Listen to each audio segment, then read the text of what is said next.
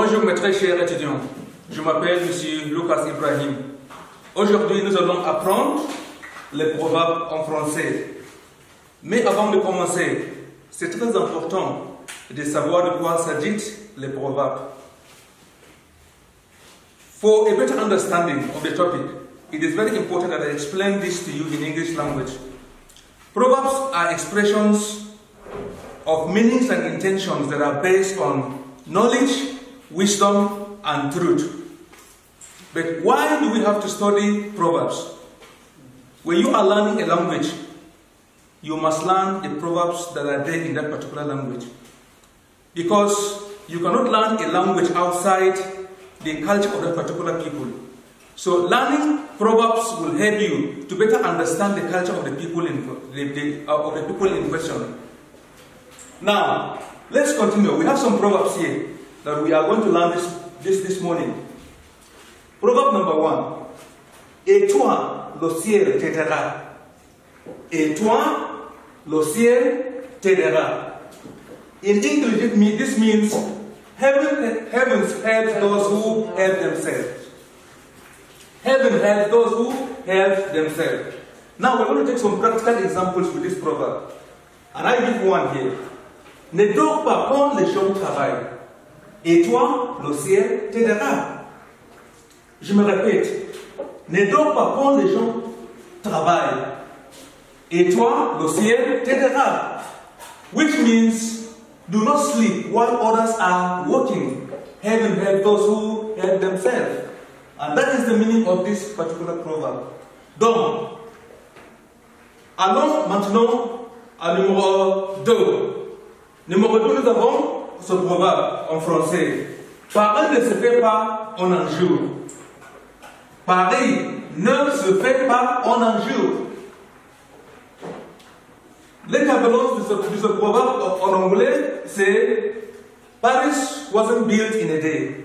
Ça, c'est l'équivalence de ce proverbe en anglais. Paris wasn't built in a day. Donc, as an example, il ne faut pas te décourager. Paris ne s'est pas fait en un jour. Il ne faut pas te décourager. Paris ne s'est pas fait en un jour. Cela veut dire quoi en anglais? En anglais, on dit quoi? You should not discourage yourself. Rome wasn't built in a day. You shouldn't discourage yourself. Rome wasn't built in a day. Donc, numéro 3. C'est en forgeant qu'on devient forgeron. C'est en forgeant qu'on devient forgeron. Donc, ce qui signifie en anglais, practice makes perfect. En anglais, on dit quoi? Practice makes perfect. C'est en forgeant qu'on devient forgeron. Practice makes perfect. Donc, comme exemple avec ce proverbe, travaillons avec la ténacité. C'est en forgeant qu'on devient forgeron. Je me répète encore. Travaillons avec la ténacité. C'est en forgeant qu'on devient forgeron. Et cela signifie quoi en anglais? En anglais, let's work hard. Practice makes perfect. Let's work hard. Practice makes perfect. Ça, c'est la signification de ce proverbe en anglais. Donc, allons donc au numéro 4. Ici, nous avons rien ne sert de courir.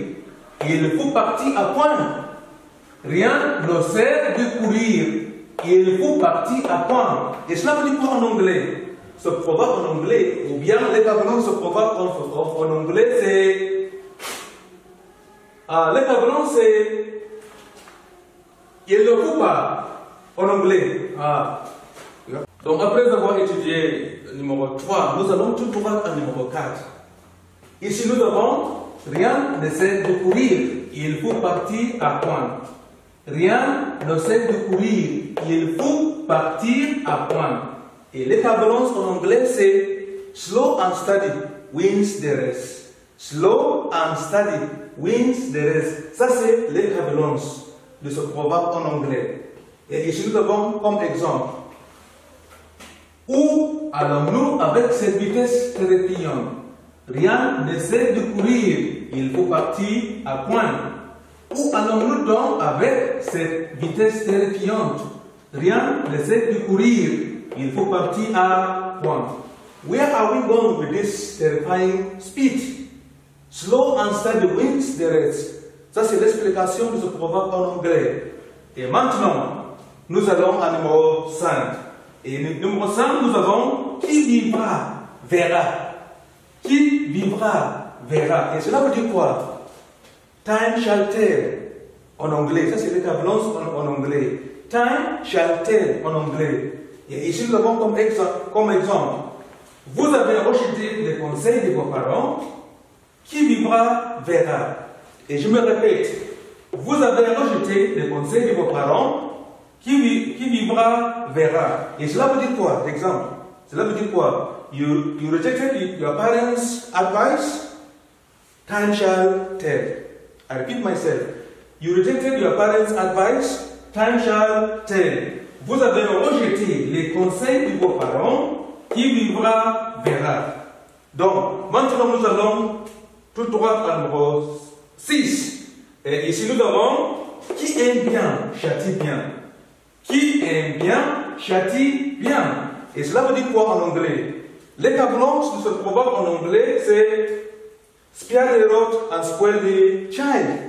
Spare the rod and spoil the child. Ça, c'est l'équivalence de ce proverbe en anglais. Et comme exemple, nous avons tu laisses vos enfants font tout ce qu'ils veulent. Qui aime bien, châtie bien. Je répète l'exemple. Tu laisses vos enfants font tout ce qu'ils veulent. Qui aime bien, châtie bien. Et cela veut dire quoi? You allow your children to do whatever they want. Spare the rod and spoil the child. You allow your children to do whatever they want. Spare the rod and spoil the child. Donc, nous allons maintenant à numéro 7. Et ici, nous avons qui a bu boira.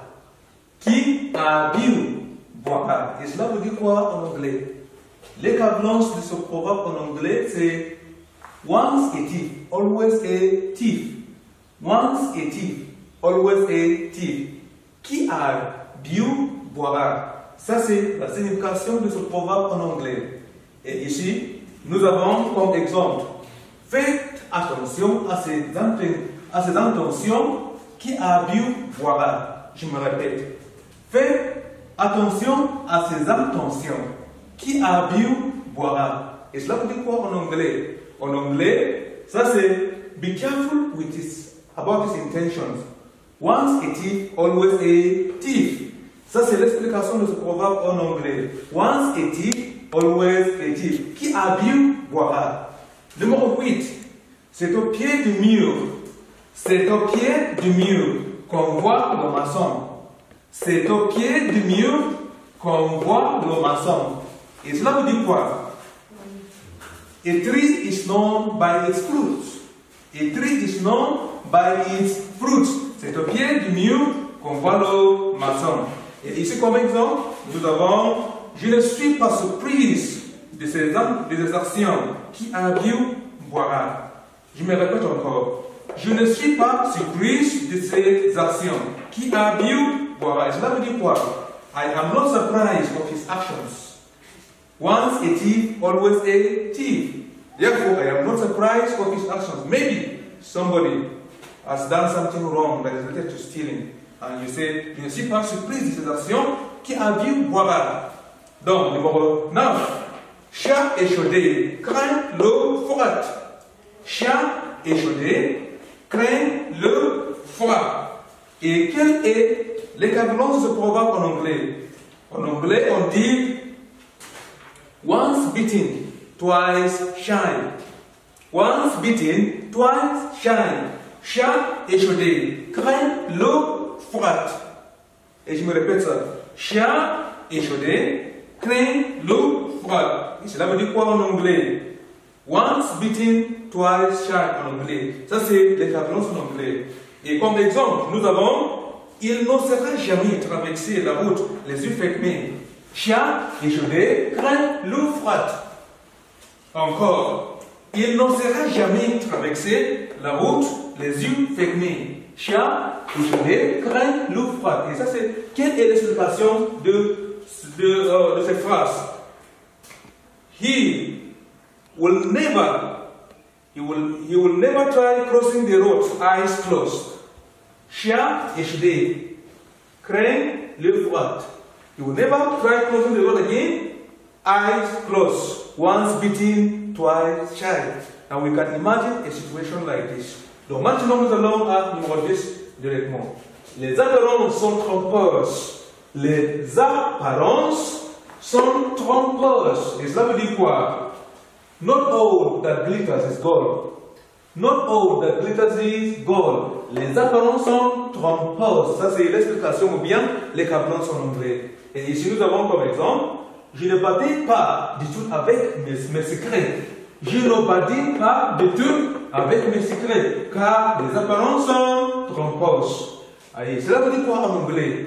Cette phrase signifie I don't play with my secrets because not all that glitters is gold. Donc, je ne badine jamais, ou bien je ne badine pas du tout avec mes secrets, car les apparences sont trompeuses. So I don't play at all with my secret because not all that glitters is gold. I can't share my secrets to everybody.